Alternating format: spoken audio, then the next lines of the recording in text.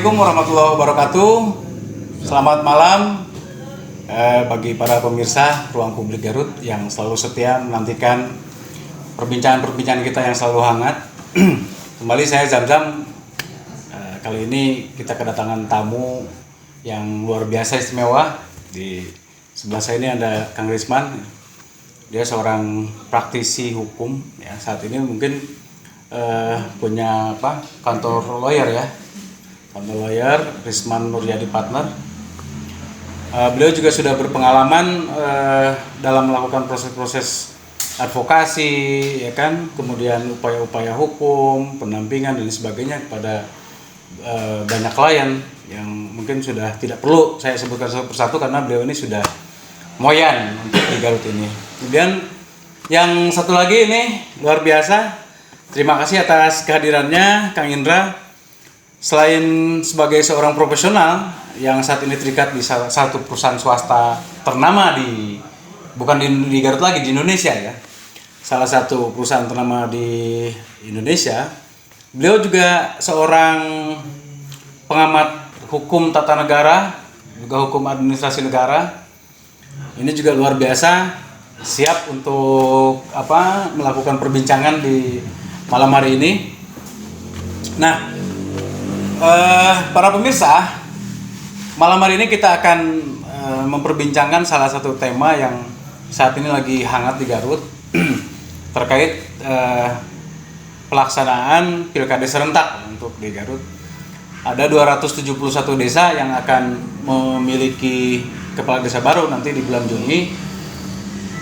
Yang menarik adalah dari 271 desa ini memiliki kandidat mencapai 5 orang itu di 45 desa. Nah, sehingga dari perkembangan tersebut ini memunculkan dinamika yang luar biasa. Ya, kita lihatlah di timeline medsos, ya kan, ada ibu-ibu yang teriak-teriak maki-maki karyawan ASN di DPMD, ya kan, sampai teriak-teriak karena salah satu usungannya tidak bisa diloloskan pada saat pencalonan. Kemudian juga sampai permasalahan ini mencuat ke tingkat kabupaten. Pak Bupati juga tadi turun langsung, saya lihat, saya pantau tadi perkembangannya, ada salah satu media yang memberitakan tentang Pak Bupati ini turun langsung dalam rangka mencari solusi terhadap dinamika yang sedang berkembang. Nah, kita mengkhawatirkan memang dari unjuk rasa yang terjadi seputar protes kepada penyelenggara dalam hal ini PPKD ini kan berujung menjadi konflik horizontal. Ini yang kita khawatirkan, ada bentrokan atau gesekan antara satu pendukung dengan pendukung lain, atau nanti ada konflik vertikal antara masyarakat dengan instansi pemerintah, dalam hal ini tingkat desa, kecamatan maupun tingkat kabupaten. Nah, ini juga menjadi salah satu yang menarik karena idealnya ini kan permasalahan ini tidak sampai di tingkat kabupaten. Pak Bupati nggak perlu turun langsung untuk permasalahan ini. Nah, ini kenapa nih bisa seperti ini? Apakah ada yang salah dengan prosedur, dengan tata cara pelaksanaan pilkada ini yang tidak dilaksanakan, atau seperti apa nih kok bisa terjadi seperti ini? Barangkali Kang Risman bisa sedikit paparkan. Terima kasih Bung Jam-Jam ya. Terima kasih juga kebetulan malam ini saya bisa hadir dan mendapat undangan ya. Kebetulan hari tadi bertepatan dengan upaya kita dalam melakukan pembelaan salah satu bakal calon yang ternyata tidak ditetapkan oleh panitia. Desa mana itu? Di desa Cibodas, Cikajang ya. Yang mana memang hari tadi itu kita sampai kepada upaya kepada panitia kabupaten. Yang akhirnya Pak Bupati pun sebagai penanggung jawab turun tangan. Kita juga sebetulnya tidak tahu kan Pak Bupati akan langsung memimpin atau mengkomando untuk menyelesaikan persoalan ini kan. Nah, sehingga tadi alhamdulillah dengan kehadirannya beberapa pihak dari mulai struktur panitia kabupaten, kemudian dari beberapa dinas yang terlibat dalam penyelenggaraan pemilihan kepala desa ini, sehingga akhirnya ini bisa selesai Ya. Nah, akhirnya kembali lagi kepada Ya. proses dan mekanisme sebagaimana diatur dalam Pergub 11 tahun Ya. 2021. Itu kan kalau untuk yang permasalahan Cibodas sendiri ini apa yang menjadi latar belakang sampai terjadi kisruh seperti ini? Yang menjadi persoalan itu sebetulnya dari subpanitia tingkat kecamatan. Ya. Kenapa? Karena kami mendapatkan putusan yang tidak berdasar. Ya. Karena sebelumnya kita sampaikan permohonan sengketa atas putusan penetapan calon nomor dan nomor urut bagi pemilihan kepala desa di Desa Cibodas. Ya. Nah, klien saya ini sebagai incumbent, Ya. dia tidak masuk karena ternyata ada kesalahan administrasi yang dilakukan oleh PPKD desa terkait pencantuman nilai bobot. Hanya simpel sih sebetulnya. Ya. Simpel poin untuk beliau ini karena jabatan seorang kepala desa itu kan 6 tahun. Ya, 6 tahun. Berdasarkan Kabupati. Nah, kemudian si panitia ini hanya mencantumkan dengan kriteria berdasarkan pasal 44 nih di poin Ya. A. Perhitungan bobotnya itu di 0 sampai 5 tahun sehingga nilainya 1 kan. Tuh. Nah, bukan 6 sampai 10 kategori poin B-nya harusnya 2. Itu saja sebetulnya. Ya. Tetapi karena mungkin ini dari para penyelenggara yang sedikit kurang memahami Ya. tahapan dan proses beserta mekanisme sehingga sampai hari ini sudah 2 minggu belakang kita Ya. dampingi belum rampung, belum mendapatkan penyelesaian. Ya. Gitu. Nah, seperti itu. Nah ini kan jadi sebenarnya kan gini, ada waktu itu kalau nggak salah tempo hari, tapi sudah selesai ya kasus Mekarsari ya. Sudah selesai. Mekarsari sudah selesai, jadi ada perbedaan sedikit. Ya. Perbedaannya kalau Mekarsari ini karena apa? Permasalahan administrasi ya, kekurangan dokumen, Betul. ada kesalahpahaman dan perbedaan tafsir di sana. Kalau Cibodas ini dia pada saat penilaian. Jadi pada saat penilaian penetapan nilai atau pemberian nilai tidak sesuai dengan yang seharusnya bobot nilai yang ditetapkan. Nah ini kan kedua-dua ini kan sebenarnya kasusnya masih dalam tahap pencalonan kan, penetapan calon ini kan belum. Ini kan menurut Kang Indra gimana nih Kang? Ini belum nih, kok kayak ada salah tafsir gitu kan, kemudian ada perbedaan penafsiran. Sekarang kan kuasa hukum beserta dengan kliennya bersikukuh bahwa contoh yang dari kasus Mekarsari kan, Mekarsari itu bersikukuh bahwa surat keterangan dari Kementerian Agama waktu itu kalau tidak salah begitu ya, saya baca di berita itu sama kedudukannya dengan atau disebut dengan pengganti ijazah, itu sama kan, kalau tidak bisa dibuktikan ijazahnya karena hilang atau ada permasalahan lain yang tidak bisa dibuktikan bisa diganti dengan surat keterangan. Nah itu kan ada perbedaan penafsiran. Kemudian sekarang juga kok bisa ada kesalahan-kesalahan, Kang Indra ya, ada kesalahan-kesalahan pemberian bobot penilaian dan sebagainya, itu juga gimana nih, kok bisa begini nih Kang, kira-kira gimana? Ya, terima kasih Bung Jam-Jam. Jadi saya mungkin untuk kedua kalinya ya hadir diundang sebagai berdiskusi sebetulnya tepat menjadi narasumber. Saya rasa banyak ahli hukum yang lain gitu. Hanya saja pada disiplin ilmu saya kebetulan memang di sisi hukum tata negara dan administrasi. Kalau kita mengurai case by case kan tentu Bung Risman kan akan lebih mahfum lah gitu ya. Tapi saya hanya akan coba mensimplifikasi sebetulnya ya. Apa sih sebetulnya yang terjadi? Kenapa sih terjadi polemik sebetulnya kan begitu. Nah, kita harus mengawali dulu, mendefinisikan dulu sebetulnya tujuan hukum itu apa sih? Tujuan hukum itu kan sebetulnya 3 ya. 1 untuk kepastian, 2 untuk kemanfaatan, 3 untuk keadilan. Hukum itu hadir sebetulnya untuk apa? Hukum hadir itu sebetulnya untuk menciptakan ketertiban sistem sosial. Social order ya, tertib sosial. Tertib sosial. Lalu ketika sistem sosial itu dia akan mencerminkan interaksi sosial. Betul. Tadi disampaikan bahwa terjadi kekisruhan, Pak Bupati sampai turun. Itu efek sebetulnya. Itu efek ya. Artinya kekisruhan ini siapa penyebabnya? Oke. Atau apa gitu ya? Enggak, siapa penyebabnya? Oh siapa? Karena kalau gini, pasal di Perbu itu abstrak kan? Ya kan? Yang bisa membuat kisruh dan tidak itu strukturnya, penyelenggaranya. Perbu yang dimaksud 11 2021 terkait dengan tata kelola Pilkades di Kabupaten Garut. ya kan gitu. Jadi yang menjadi entry point, gitu ya, entry point permasalahan ini adalah yang berbahaya penyelenggara negara menafsirkan kepastian hukum yang ada di Perbu, tetapi the end of the result terjadi kekisruhan. Iya, ini masalah. Apapun itu kisruh tuh. Iya. Ya kan.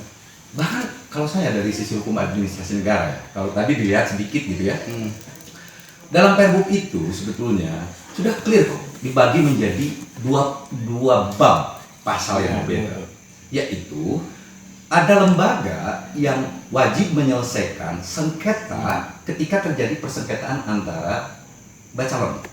Dan ada juga pasal dan lembaga dan bab yang menyatakan ada perselisihan yang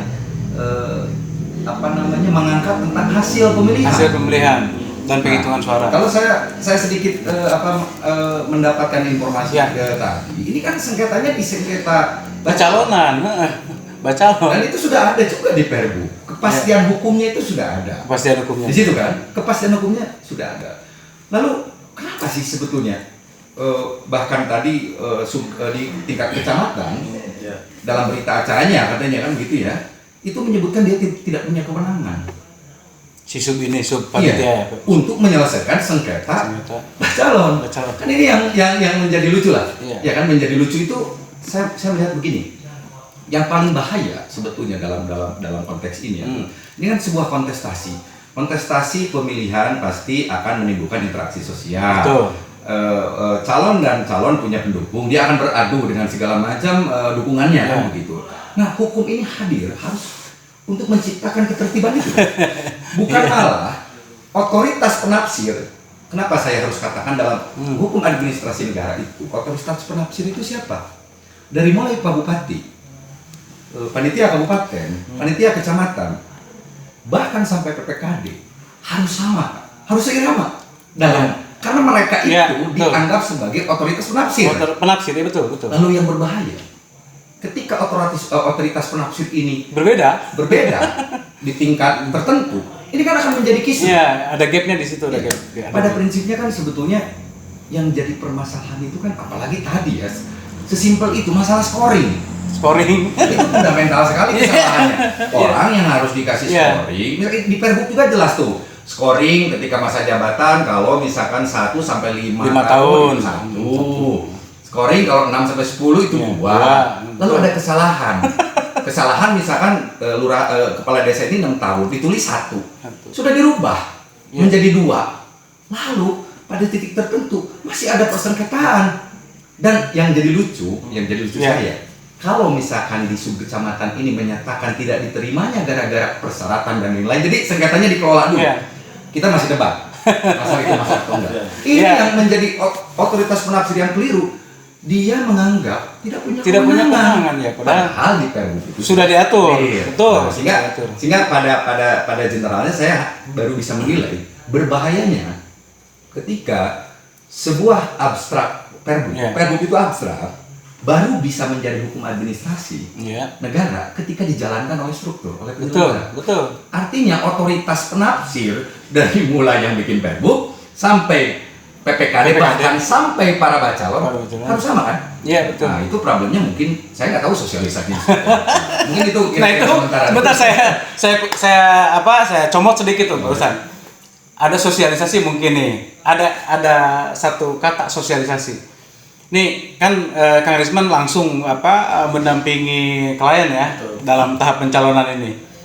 Nah, tadi sudah sedikit disindir sama Kang Indra tentang sosialisasi. Jangan-jangan ada tahapan sosialisasi yang memang belum clear. Karena nggak mungkin kalau misalnya ada penafsiran berbeda, pasti itu adalah bermasalah pada tahap sosialisasi. Saya rasa di sana. Jadi belum selesai. Sosialisasi belum selesai, belum sempurna. Tahapan pelaksanaan ini sudah dilaksanakan. Nah, yang terjadi gimana nih, Kang? Memang seperti itu.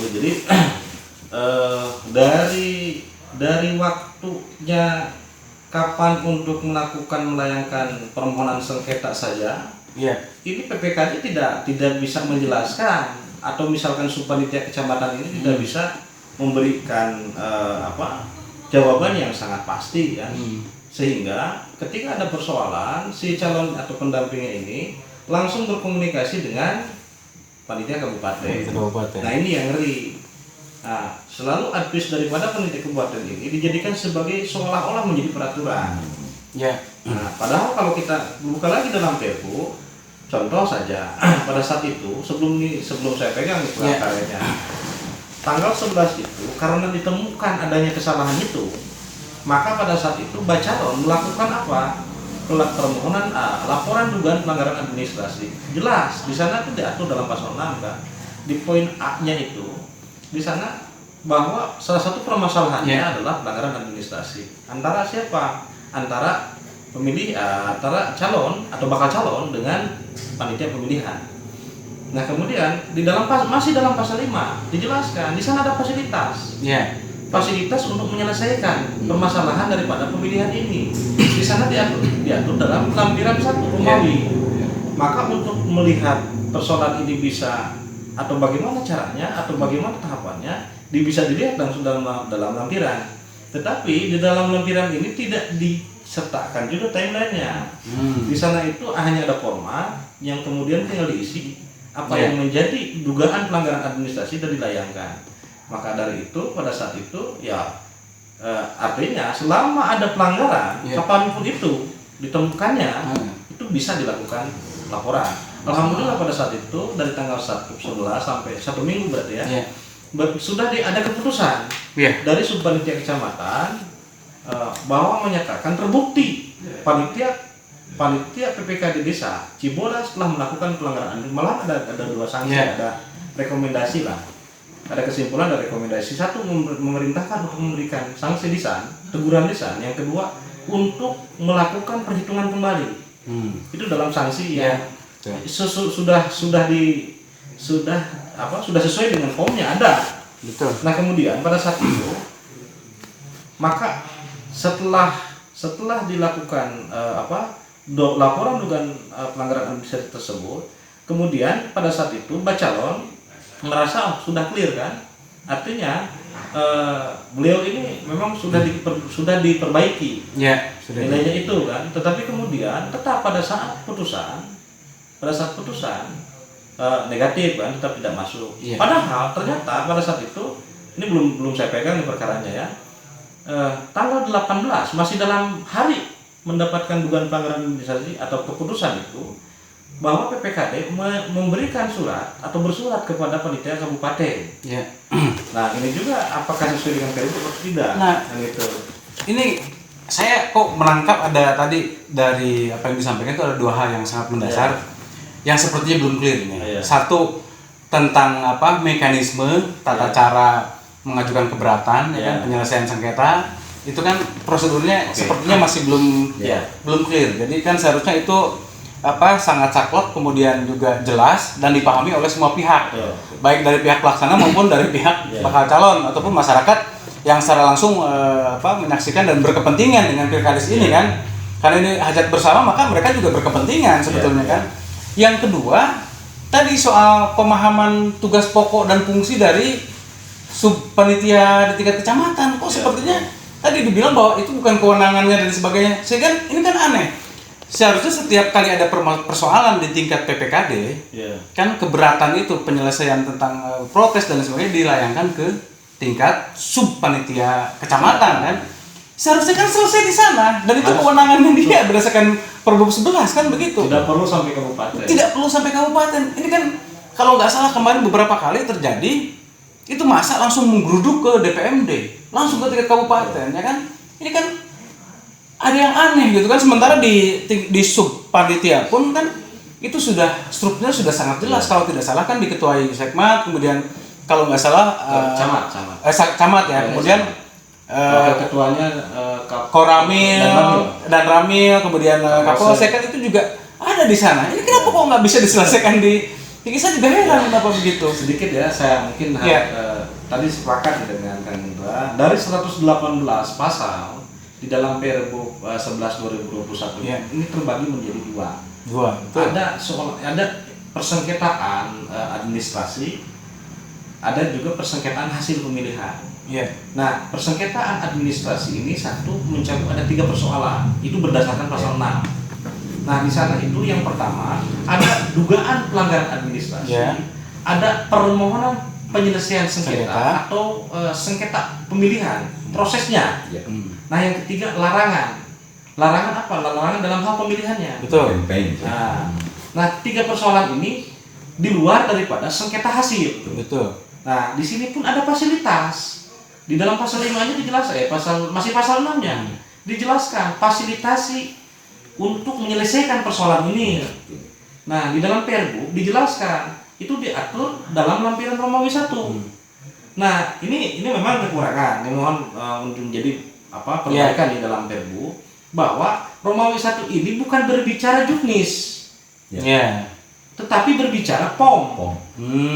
Ketika misalkan tadi lembaga mana yang kemudian berwenang dalam hal ini, ini kita sudah tidak perlu bingung. Di sana sudah ditulis dalam titimang sak surat. Di sana itu sudah disampaikan kepada kepada yang terhormat sub panitia tingkat kecamatan di ini sudah ada titik-titik. Di sini sudah barang tentu identitasnya sudah ada. Ini berarti kecamatan. Kecamatan. Semua terjadi persengketaan di 3 persoalan ini, permasalahan administrasi atau permasalahan proses atau larangan, ini kecamatan harus bisa menyelesaikan. Nah, persoalannya, ini mohon maaf, selain yang saya dampingi, mungkin banyak lagi desa-desa yang didampingi oleh saya rasa banyak. Nah, tetapi ada juga yang memang praktisi ataupun pendampingnya ini langsung melakukan upaya-upaya kepada panitia kabupaten. Nah, inilah yang kemudian kegagalan daripada sosialisasi. Betul. Nah, seharusnya subpanitia kecamatan atau PPKD desa ini memberikan atau menyampaikan tahapan-tahapannya. Betul. Ketika misalkan ada bacalon yang merasa dirugikan, tolong ini kan pasti melampirkan apa yang menjadi kekurangan. Betul. Apakah berdasarkan pasal 38 nih ijazah kurang dilegalisir atau apa? Salah legalisir itu atau apalah ya kayak gitu. Nah, di sana tinggal sampaikan, ternyata ini kekurangannya. Ketika tetap tidak bisa dipenuhi, maka bacalon ini gagal. Nah, setelah gagal, tetapi bacalon ini merasa dirugikan. Saya ini benar sudah melengkapi. Nah, kemudian seharusnya PPKD ini memberikan apa? Silakan tempuh fasilitasi. Ini kan jelas fasilitasi bahasa juga yang sudah diatur dalam Perbu harusnya seperti itu. Betul. Sampai seharusnya beliau panitia desa ini menyerahkan POM. Nih, POM-nya apabila terjadi dugaan pelanggaran administrasi. Nih, apabila terjadi sengketa dalam prosesnya pemilihan. Nah, yang ketiga nih ada larangan. Nanti kalau larangan kan biasanya yang pakai 2 ini berdasarkan Romawi 1. Oke, Kang, saya potong dulu nih Kang sebelum ke Kang Indra. Ini kan tadi saya masih belum nangkep tuh terhadap tadi umpama gini. Kalau ada administrasi yang kurang atau yang harus diperbaiki itu masih diberikan waktu ya? Masih diberikan waktu. Diberikan waktu itu sampai kapan itu? Biasanya ini kan karena kalau kita baca ya asas daripada Perbu ini adalah musyawarah. Isinya betul. Nah, sehingga ini kebijakan daripada panitia itu sangat luas selama tidak melanggar tahapan timeline. Contoh saja pada saat Mekarsari pada saat itu dibuka lagi pendaftaran. Itu masih boleh ya? Masih boleh. Pada saat kalau berbicara mengenai pilkada serentak, hari ini harusnya A, harus B, harus C, itu sudah dilanggar. Tetapi karena ini musyawarah, ini tergantung panitia saja. Yang jelas tanggal 8 Juni targetnya harus pemilihan. Gitu kan? Saya pun tidak menemukan satu pasal pun apabila ketika panitia desa melakukan pelanggaran timeline bisa dapat sanksi, nggak ada. Nggak ada. Kalau di sekarang kan ini namanya juga serentak kan berarti segala sesuatunya harus bersamaan berbarengan sebetulnya kan gitu. Nah, di tahapan pilkades ini sebetulnya kalau yang dicanangkan oleh panitia kabupaten sebetulnya untuk pencalonan sendiri batas akhirnya tanggal berapa? Batas akhir pemilihan penetapan calon. Berdasarkan kemarin tanggal 21. Tanggal 21. Tapi karena tidak ada batasan yang membatasi karena ini kan hitungnya biasanya tanggal 8 Juni ini kan pemilihan. 3 hari sebelumnya itu adalah masa tenang. 3 hari sebelumnya lagi kalau nggak salah itu masa kampanye. Nah, sekarang ini ada berapa hari lagi kan? Sampai hari ini sebetulnya hari Jumat nih sekitar 10 hari lagi. Sampai hari Senin itu sudah sebetulnya masa kampanye ya. Udah masa kampanye. Jadi tapi nggak masalah ya di saat-saat misalnya orang lain masih kampanye, desa ini umpama masih ngurusin pencalonan gitu kan. Itu nggak masalah ya? Kalau menurut saya karena saya tidak temukan pasal satupun yang menyatakan bahwa pada tanggal 8 Juni harus dilakukan pemilihan serentak. Oh, nggak ada pasal itu Nggak ya? ada pasal. Nggak ada pasal. Akhirnya menurut saya sampai kapanpun persengketaannya belum clear, maka pemilihan itu tidak boleh dilakukan untuk Sampai kapanpun ya? sebuah harus rampung. Tapi kalau kita baca dalam perda, ada kan perda untuk pemilihan pengangkatan dari pemberhentian kepala desa yang sudah 3 kali perubahan terakhir tahun 2020 ya kalau nggak salah. Nah itu diberikan waktu 30 hari. Oh, 30 hari. Jadi bupati harus menyelesaikan dalam waktu 30 hari. Ya. Itu Oke. untuk sebetulnya sengketa hasil pemilihan dalam pasal. Ya. Ini Kang Indra, menurut Kang Indra gimana nih, kan tadi ini kayaknya kurang saklek ya. Beda kayak misalnya tahapan umpama sekarang pileg, pilpres kan tahapannya jelas. Dan kita tidak bisa mengubah itu gitu. Barang siapa yang tidak bisa mengikuti tahapan ini udah gugur kan gitu. Umpama untuk tiket pencalonan kalau dinyatakan misalnya sampai dengan batas waktu yang ditentukan tidak memenuhi syarat ya dianggap gugur kan, seperti itu. Nah kalau ini kayaknya agak melar-melar gini, gimana nih? Makanya tadi kan pentingnya juklak juknis di dalam proses persengketaan pada proses pencalonan ya, bukan Pencalonan, proses betul. pemilihan. Pencalonan. Kan kalau udah proses pemilihan tanggalnya kan sudah ditentukan. Anggaplah pemilihan itu tanggalnya 8 Juni. 8 Juni. Pertanyaan saya adalah, misalkan sampai tanggal 6 Juni, ada persengketaan di proses penetapan calon. Penetapan calon. Sehingga tidak dimungkinkan tuh. Ya kan tidak dimungkinkan di wilayah itu terjadi pemilihan Di tanggal 8. Tanggal 8. Betul. Oke. Artinya sebetulnya tidak harus dipaksakan tanggal 8 kan? Iya. Karena kan ini kepastian hukumnya belum muncul kan? Belum muncul. Artinya silakan saja tuh yang lain pilihan dulu, pemilihan dulu. Ini menunggu kepastian penyelesaian administratif. Iya, Ya kan betul. bisa, meskipun tadi secara limitatif sudah di misalkan setelah selesai tanggal 8 misalkan bupati harus menyelesaikan secara 30 hari. Betul. Artinya 30 hari itu adalah proses rekonstruksi proses administrasi, menetapkan calon yang sah berdasarkan sengketa-sengketa itu, lalu sebelum 30 hari harusnya diadakan lagi pemilihan kembali.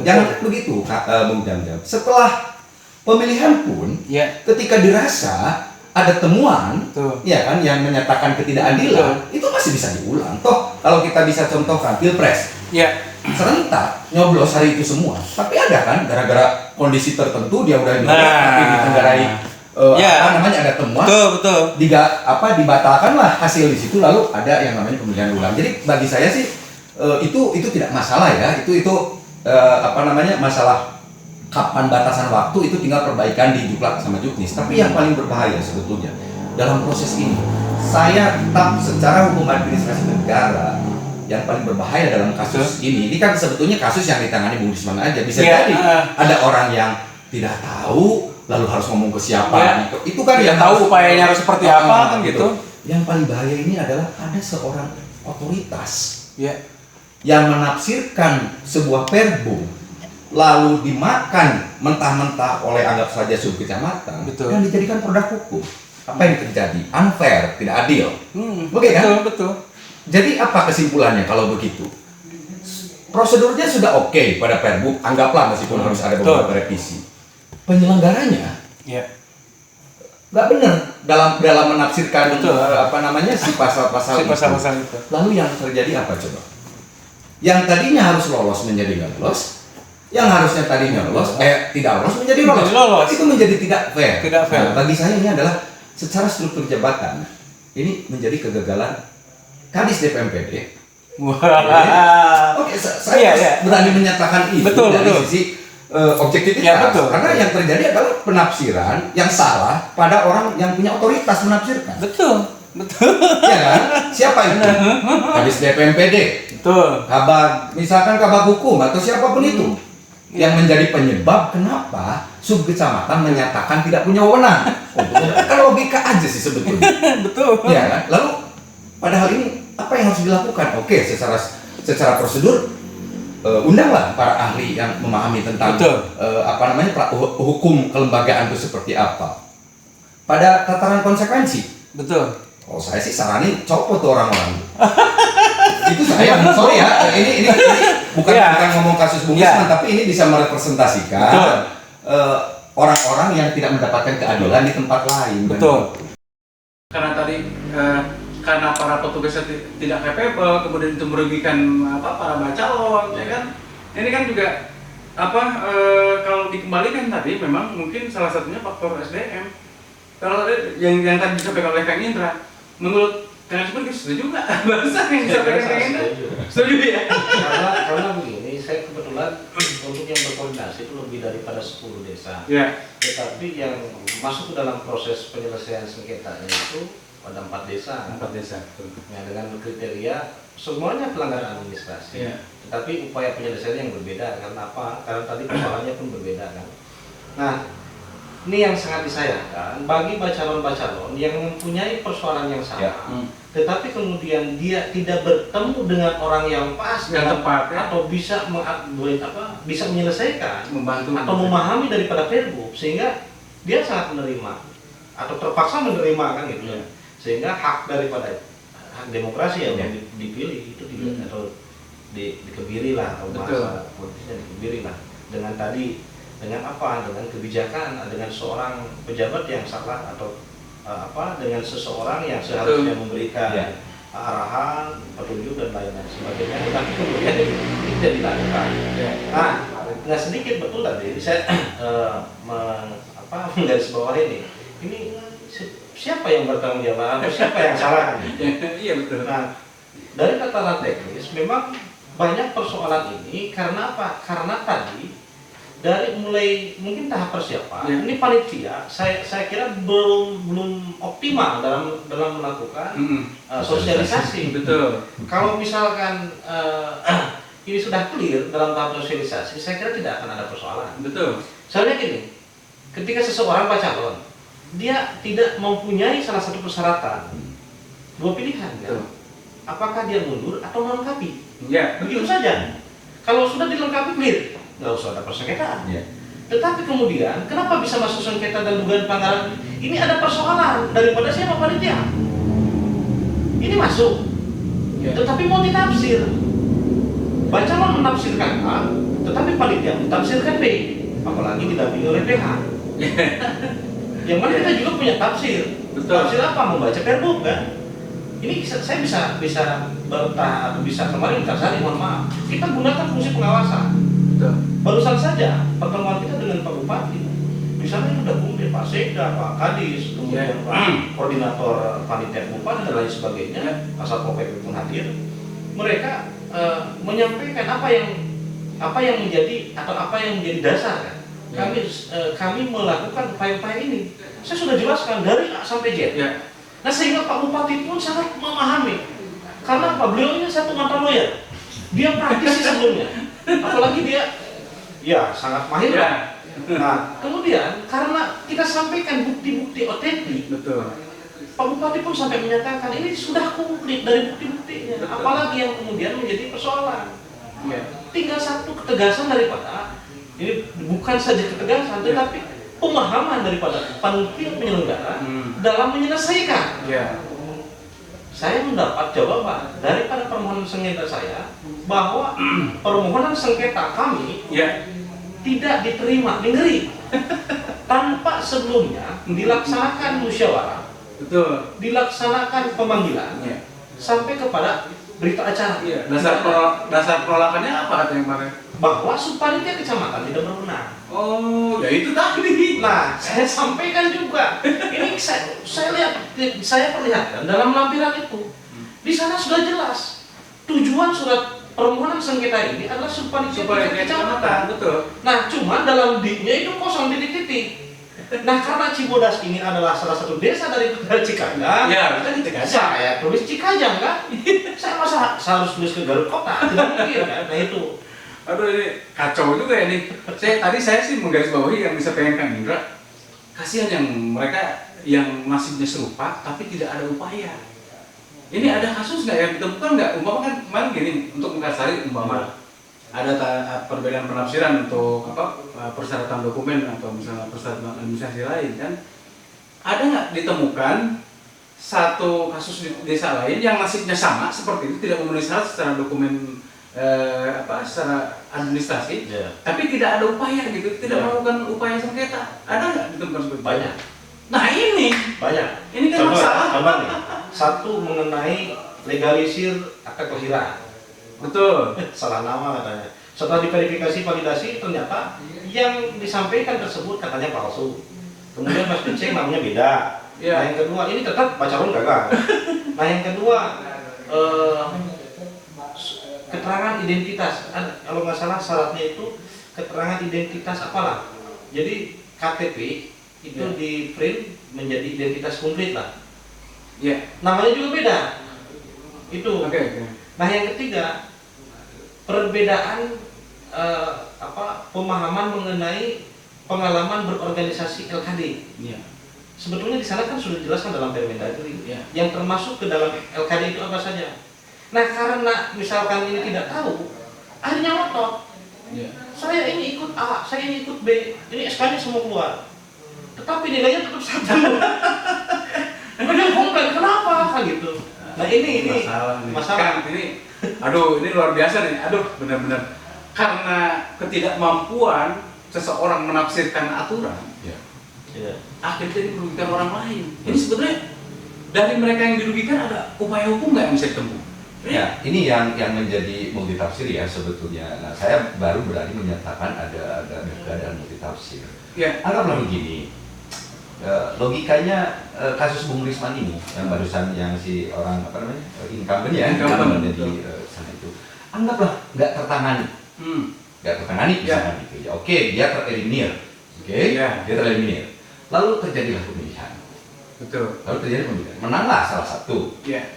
Lalu kemudian si Pak Haji ini baru tahu setelah hasil pemilihan bahwa dia memang harusnya masuk kualifikasi atau ada kesalahan misalkan yang satu jadi dua. Harusnya dia ikut pemilihan. Nah, meruginya karena dia belum jadi calon, dia tidak punya saluran hukum lain. Karena yang akan dipersengketakan setelah hasil adalah hasilnya, bukan pada proses administrasi dari balon ke calon. Betul. Nah, makanya di sini inilah fungsi gini.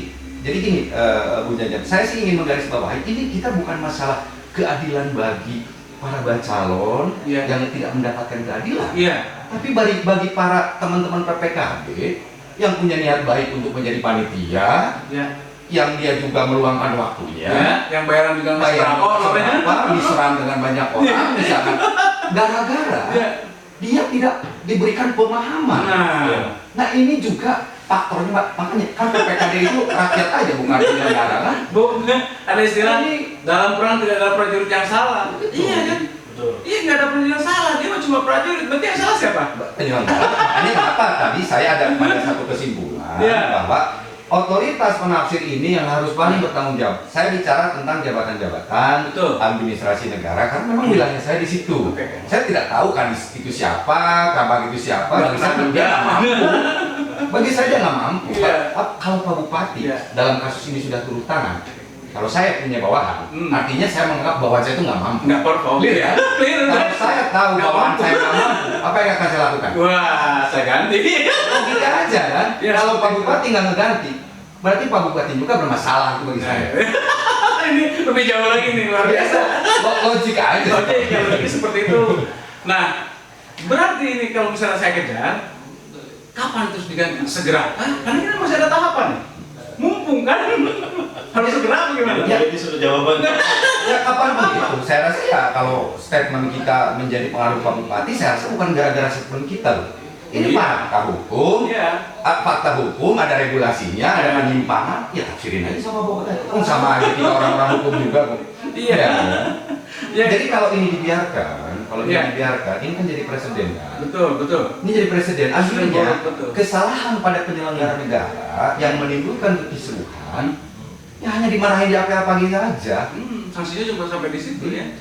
Jadi ya mohonlah gitu. Ini sebagai efek jerah juga perbaikan ke depan. Bahkan tadi menarik begini, temuan tadi sebetulnya itu bisa menjadi modal dasar ya Bung Risman untuk mendetailkan juga lanjut. Oh biasanya nih permasalahannya di ijazah.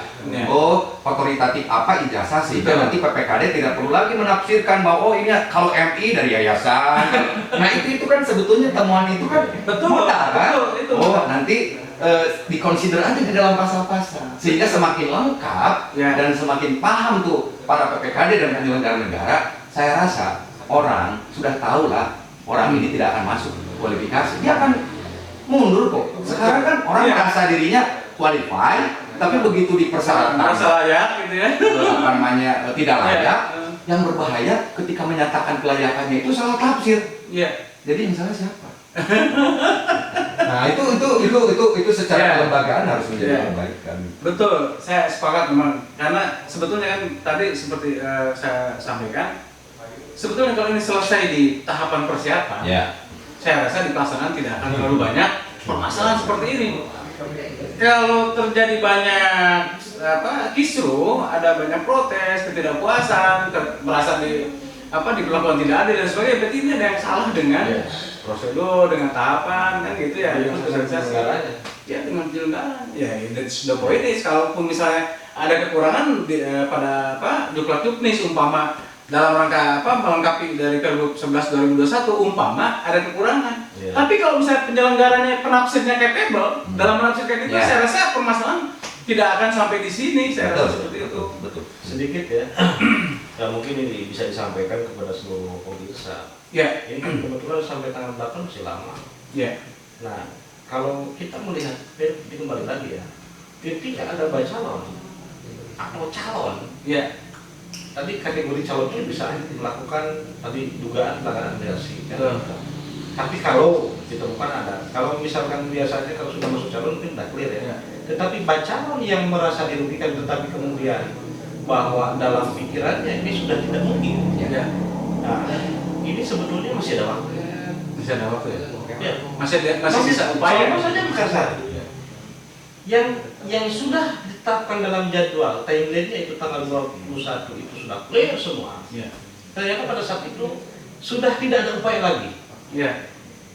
Karena apa? Saya sudah memasukkan pelanggaran administrasi, permohonan sengketa. Tetapi pada saat itu pun saya melakukan satu lagi fungsi pengawasan dari panitia kabupaten atau panitia kecamatan, sehingga ditemukan di cross check semua dari mulai penyelenggaraan bisa ditemukan hal yang pada saat saya di badan cabut dan kemudian ditambahlah waktu 3 hari. Itu berarti putusan itu atas rekomendasi dari kabupaten ya? Kecamatan, berdasarkan hasil konsultasi. Tapi di sana ada penambahan waktu pendaftaran 3 hari. 3 hari pendaftaran, 3 hari verifikasi, 1 hari pengumuman, 1 hari penetapan, 3 hari pengumuman. Nah ini kan fleksibel. Betul. Sama halnya dengan ini, saya sampaikan kepada klien saya nih bahwa jangan melihat tanggal 8-nya. Tetapi ketika keadilan ini atau haknya itu belum didapatkan, tetap kita upayakan. Ini makanya tadi mungkin pesan yang disampaikan Kang Risman ini untuk yang merasa dirugikan ya kan atas tadi kesalahan penafsiran, maksudnya bukan ini tidak maksudnya tidak subjektif, maksudnya cuma memotivasi, artinya bagi mungkin masyarakat yang merasa dirugikan kemarin karena salah satu unsur dari masyarakat yang mencalonkan kemarin merasa dirugikan oleh panitia, ini sebetulnya masih ada terbuka waktu, masih ada upaya untuk bisa dilakukan musyawarah, negosiasi dan sebagainya, karena bagaimanapun juga mungkin tadi ada perintah juga dari Pak Bupati untuk segera melakukan penataan ya di bawah. Nah, ini gimana nih Kang Indra? Untuk mungkin penutup ya, saya ingin menyampaikan bahwa ini adalah sebuah pembelajaran yang baik ya. Apapun itu kita harus ambil hikmahnya bahwa memang mengelola hukum tata negara dan hukum administrasi negara ini adalah menyangkut antara hubungan negara dan warga negara.